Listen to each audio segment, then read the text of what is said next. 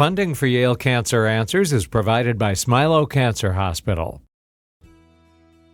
Welcome to Yale Cancer Answers with the director of the Yale Cancer Center, Dr. Eric Weiner. Yale Cancer Answers features conversations with oncologists and specialists who are on the forefront of the battle to fight cancer. Here's Dr. Weiner. Many of us know eating our fruits and vegetables is good for health and it's good for boosting our immune system. But did you know that getting proper nutrition is also very important when it comes to cancer recovery? So in tonight's episode, we're going to talk to two experts in the area about optimizing nutrition. We're also going to talk a little bit about exercise.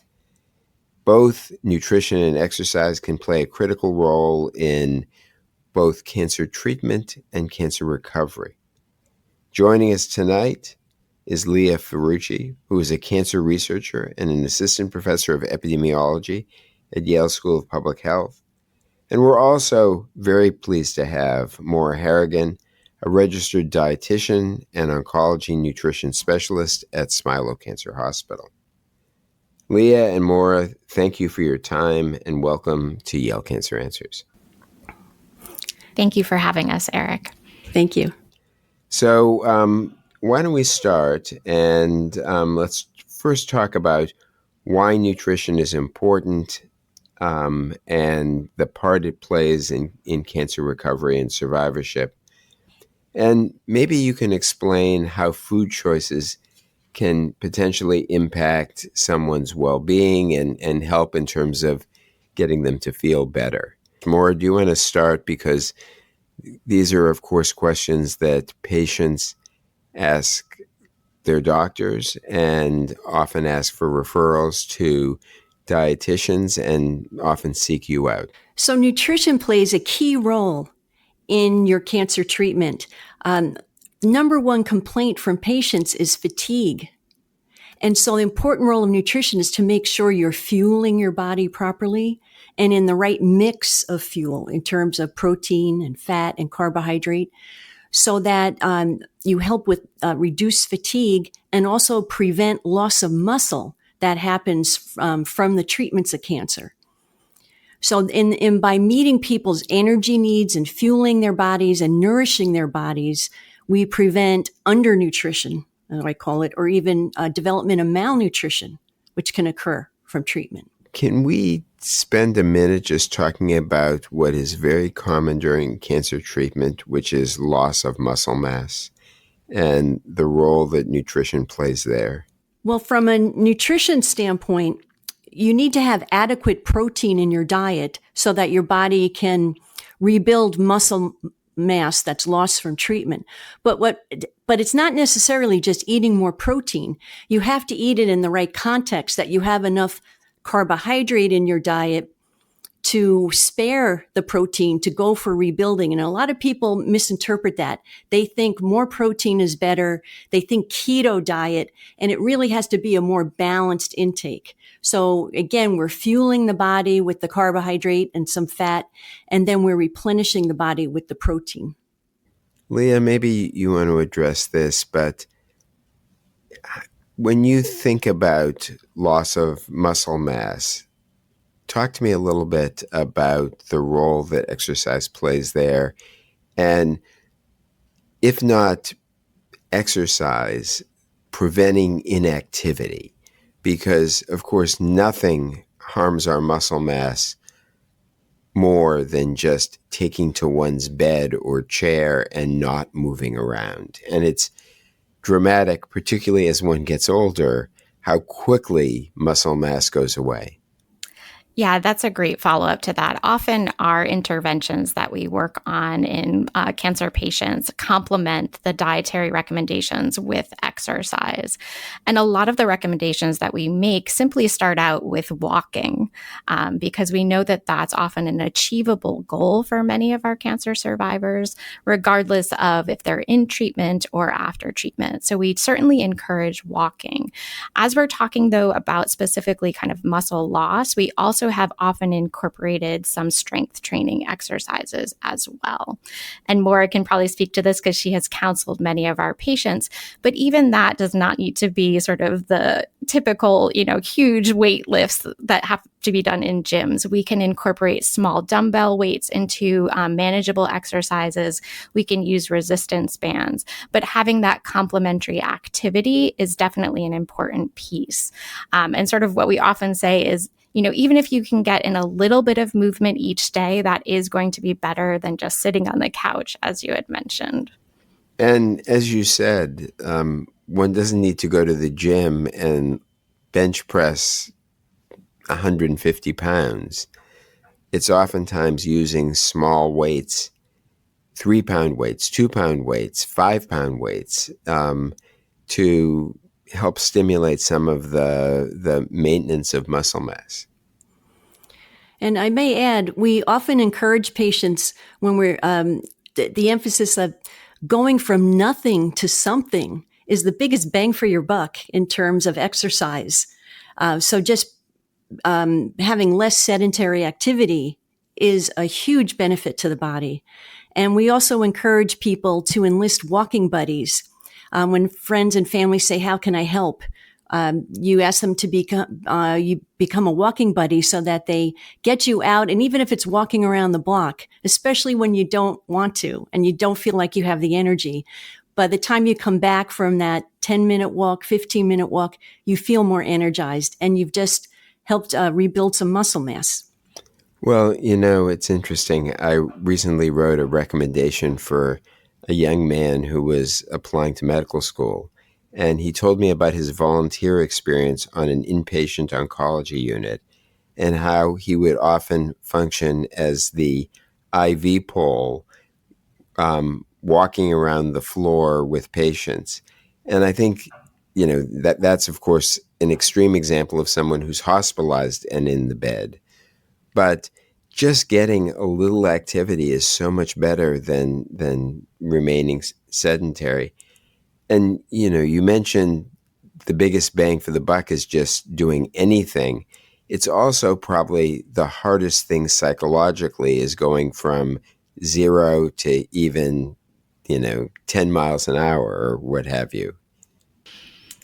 I think that's absolutely true. And, it is overcoming that initial fatigue, I think that Maura mentioned before as well. So it can feel counterintuitive that the physical activity can, help you with the fatigue, but we actually have seen that can improve fatigue. So it's, as you said, overcoming that initial hurdle of just starting the activity. Well, I often tell patients who are complaining of fatigue that it's really titrating the exercise very carefully. And getting some exercise can make you feel a lot better and a lot less fatigued. On the other hand, you can take it too far. And so, patients need to really be their best self-coach. So what do we know about research connecting? We'll go back to diet rather than exercise for the moment, but diet and cancer recurrence and how people do. I mean, the truth is we know less than we would like to know here.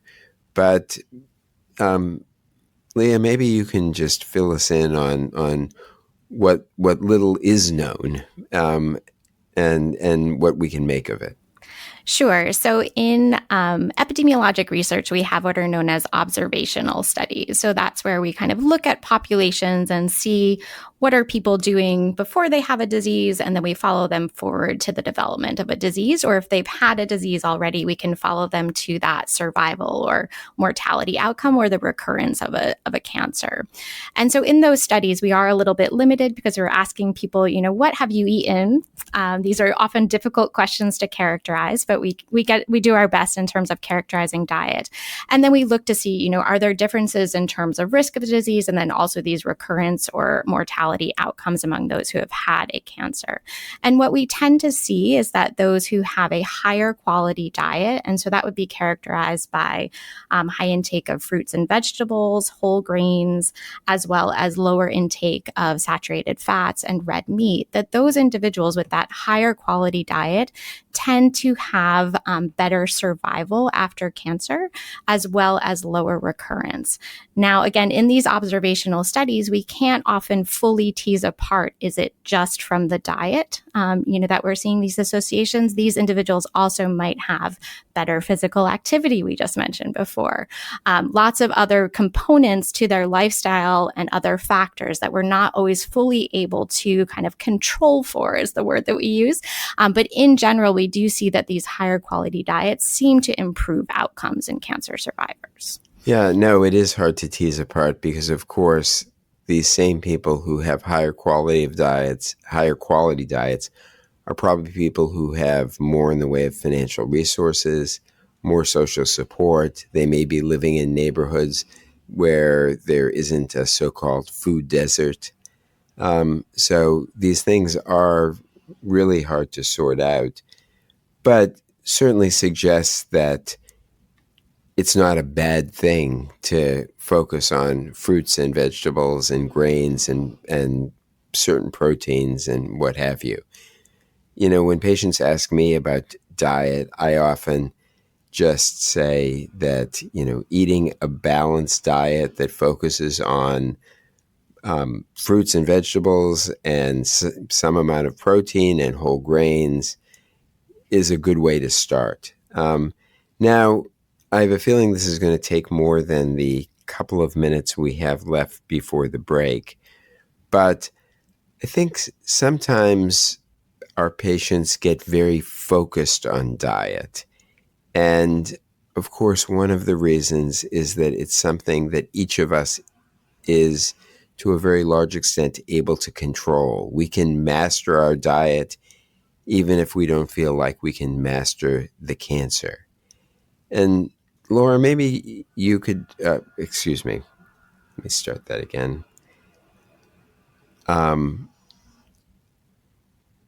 They feel that they can master the diet even if they can't master the cancer. Maura, maybe you can comment on your conversations with patients about steps they've taken with their diet to try to take control. Yes, and that sense of control is very empowering to cancer patients because they feel so much of what they're going through is out of their control. So by focusing on the quality of the foods they're eating, they feel like they're contributing to their care. And they get great satisfaction out of that. And again, by focusing on what I call a predominantly plant-based diet, where 2/3 of your plate, your foods are coming from plants and 1/3 from animals sources, that proportion and helping people get that focus shifts the diet quality into beautiful alignment of high fiber, low added sugar, low saturated fat. And the key component is what we call the phytonutrients, the nutrients that come from plants, which are contained in the colors of the fruits and vegetables. So they start thinking, eating the rainbow, that's where that comes in. And they find how much better they feel when they do that. So it's a combination of sense of control, but also feeling better.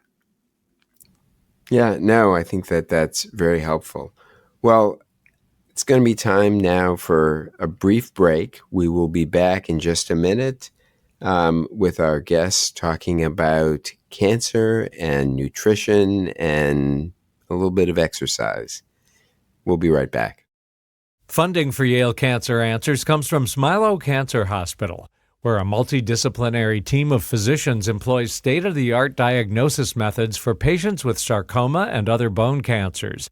SmiloCancerHospital.org. Breast cancer is one of the most common cancers in women. In Connecticut alone, approximately 3,500 women will be diagnosed with breast cancer this year. But there is hope thanks to earlier detection, non-invasive treatments, and the development of novel therapies to fight breast cancer. Women should schedule a baseline mammogram beginning at age 40 or earlier if they have risk factors associated with the disease. With screening, early detection, and a healthy lifestyle, breast cancer can be defeated. Clinical trials are currently underway at federally designated comprehensive cancer centers, such as Yale Cancer Center and at Smilow Cancer Hospital, to make innovative new treatments available to patients. Digital breast tomosynthesis, or 3D mammography, is also transforming breast cancer screening by significantly reducing unnecessary procedures while picking up more cancers. More information is available at yalecancercenter.org. You're listening to Connecticut Public Radio. Well, welcome back to our second half of this show on nutrition and diet and exercise. Again, I have Leah Ferrucci, assistant professor of epidemiology at Yale School of Public Health, and Maura Harrigan, a registered dietitian and oncology nutrition specialist. When we left off before taking the break, we were talking about the desire that many people have to control their diet and how that can often feel very good to someone because at a time when they feel that their life is out of control, they can master their own diet. Maybe we could spend a few minutes talking about a topic that comes up in clinic a great deal, and that's dietary supplements.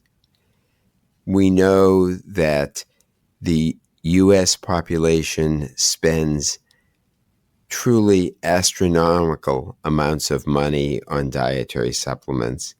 And certainly there are many individuals with cancer who do as well. Maura, what do you hear from patients about dietary supplements? And perhaps more importantly, what do you tell them? It's a challenging topic because some patients have a very strong health belief system in their supplements.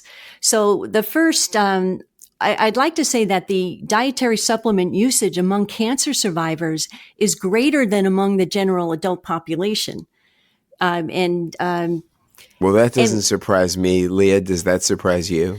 It does not. And we have looked at this in a few populations, and it is unfortunately there. And I think it's people trying to help themselves in a situation where they are looking for every possible advantage.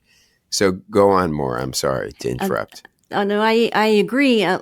I do spend some time finding out how are they actually eating and looking at the quality of the food that they're eating and try to address those issues, because I find a lot of people, because they don't always know why they got this cancer, and they suspect it may have been something they ate. So they develop a fear of food, and they thought something they ate caused their cancer. Particularly people feel that way about sugar.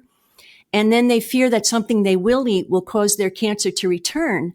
So they tend to start turning towards dietary supplements as a better way to nourish their body. And so it sets up a scenario where they have a poor nutrient content of their food and a high overload of dietary supplements, and the whole intake is at a great imbalance. And the caution also was that the dietary supplements can interfere with other medications that they're taking and other treatments. So it's a lot to tease out. So it takes a lot of patience and understanding and respecting where the patient's coming from. Absolutely. And I think what a lot of people don't understand is that the best way to get vitamins and nutrients in general is through food, not through supplements. And that's, for someone who eats a balanced diet, really the best approach that one can imagine. Now, you mentioned that people are afraid that eating something will help bring their cancer back. Leah earlier was talking about a high-quality diet and the fact that it is associated with an overall better prognosis. But Leah, let me ask, how convincing is any evidence that a specific food type causes the opposite. That is, that it causes recurrence. Do we have any really sound evidence to suggest that? Not to my knowledge that we could definitely pinpoint. I think the one thing that I have seen, again, this is more limited to these observational studies, so the caveats that are there, is that we have seen some data among breast cancer as well as endometrial cancer survivors that if they have high alcohol intake after their cancer diagnosis, this has been associated with poorer outcomes. But again, that is in those settings of study where we can't truly isolate, and pinpoint that it's specifically the alcohol. Well, as a breast cancer doctor, that comes up frequently. And I tell people that drinking an excessive amount of alcohol is bad for you in general and probably not good from a breast cancer standpoint. But that having an occasional drink, or maybe even a little more than occasional, is really probably okay. Yeah, I think most of the time we can have that message of kind of moderation when it's those things that people often do enjoy and have as kind of a treat in a way. And again, that can be incorporated as part of those generally higher quality dietary patterns.